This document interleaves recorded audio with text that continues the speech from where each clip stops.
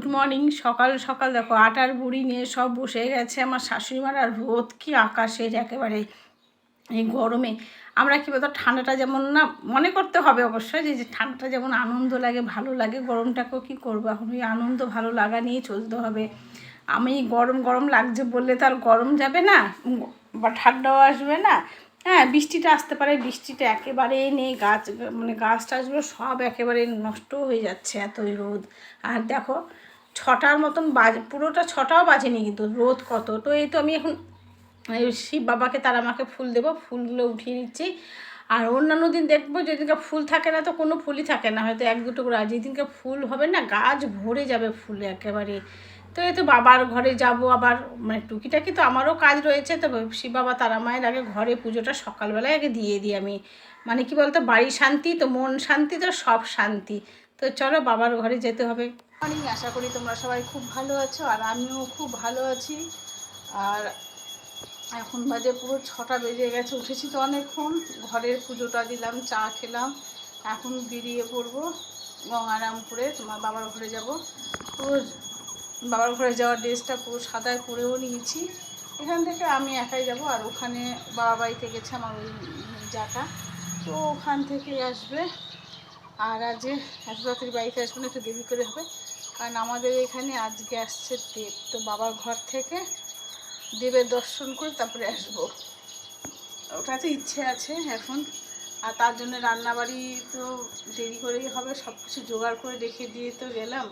আর ঘরের কাজ বলতে কিছু হয়নি, কারণ নিচে আবার পড়াশুনো আছে।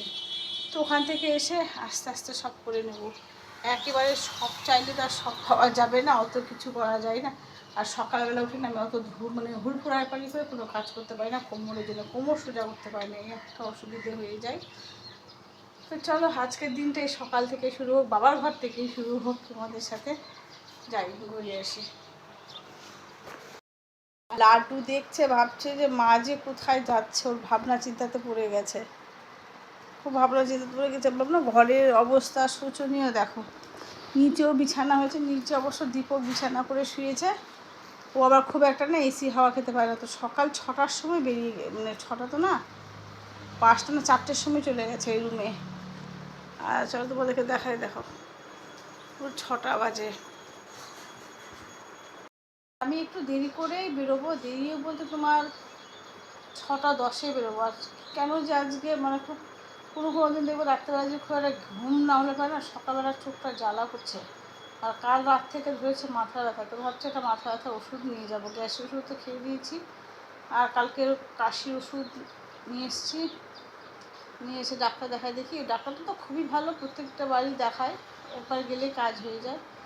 তো দেখি এই কাশি করে না আমার এত অসুবিধা হচ্ছে, আর জ্বর, খুব জ্বর হচ্ছিলো। তো সে আর জ্বরটার এখন কিছুই নেই, আর গা হাত পা চাবানো, ওটা যে কি এই ডাক্তার দেখানো হলে পরে এক জায়গায় যাওয়ার কথা হচ্ছে, ওখান থেকে যদি আসে এসে সুপার ডাক্তারটা দেখাবো, অনেক দিন থেকে চেক আপ করাও হয়নি।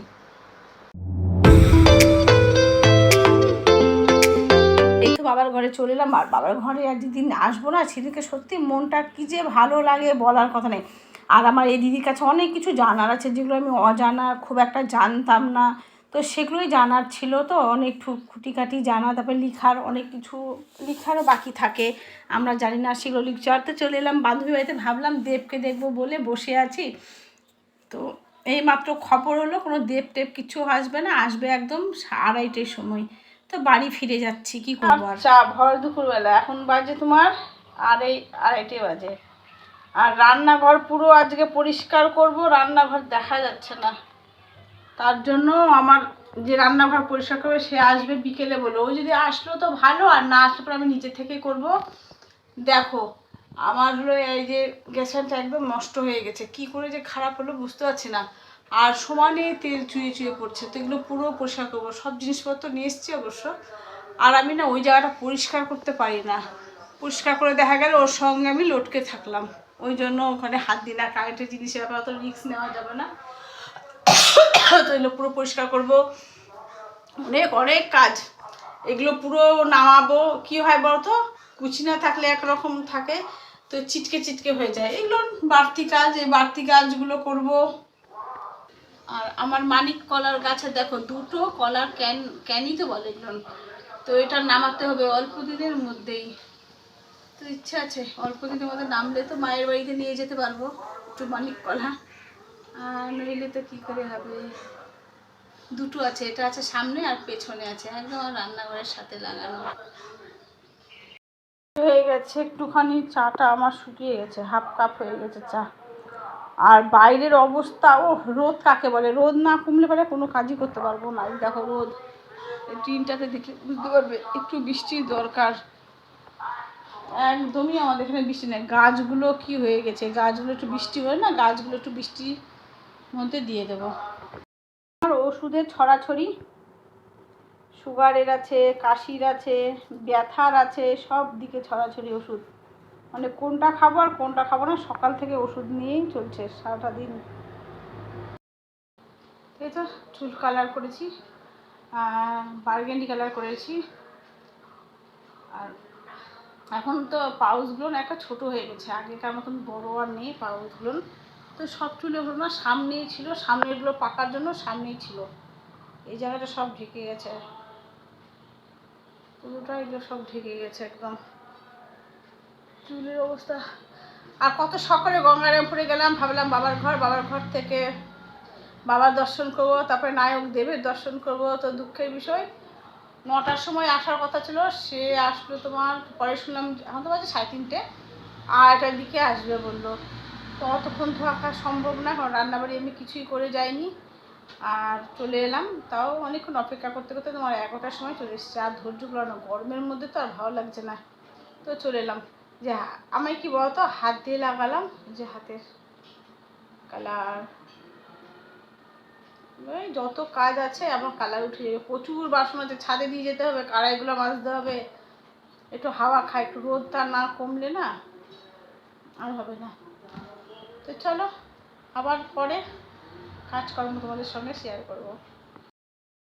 করতে হবে, এক সাইড করলাম, এই সাইডটা পুরো পরিষ্কার করে নেবো। এগুলো নামানোর ব্যাপার থাকে তো রান্নাঘরে না, একটু টাইমই লাগে, একদিনের মতো লাগে।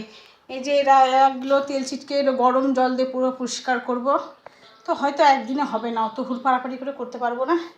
এক সাইড করেছি, এই সাইডটা হয়তো কাল দেখি করব। এই বাসনগুলো সব মেজে রোদে দিয়ে দেবো, তো দেওয়ার পরে টাইম লাগবে না, এটা করে নেবো। এই একটাও দেখো তেল ছিটকে হয়ে গেছে, এগুলো পুরো পরিষ্কার করবো। এখন বাজে রাত্রি 10টা, দেরি তো হয়ে গেছে অনেকটাই, দীপকও চলে হয়ে গেছে। তো একদিকে ভাত বসিয়েছি, মাঝখানে আমার চা হচ্ছে, কারণ রান্নাঘর পরিষ্কার করলাম, তো ভাবলাম কাল করলে আবার কালে না ধরে, ওই জন্য আজকে পুরোটাই কমপ্লিট হলো যতই রাত হোক। আর এদিকে বসিয়ে দিয়েছি মুসুরের ডাল, মূলো দিয়ে হবে, ভালো লাগে রাত্রেবেলা ডালটা, বেশ পেঁয়াজ টেয়াজ দিয়ে করবো না, শুধু পাঁচ ফোড়নটা দেবো। আর খুব ইচ্ছা হয়েছে রাত্রেবেলা ডাঁটার চচ্চড়ি খাবো, এই ডাঁটাগুলো কেটে নিয়েছি আর পাঁপড় ভাজা করবো, এই তো আমাদের রাত্রের মেনু হবে। মেয়ে বললো, মা হঠাৎ ডাঁটার চচ্চড়ি রাত্রেবেলা, এত কিছু কী করবো বলো তো, যখন যেটা ইচ্ছা হয় আমি করে খাই, করার কিছু নেই। আর এই ভিডিওটি এই পর্যন্ত, টাটা।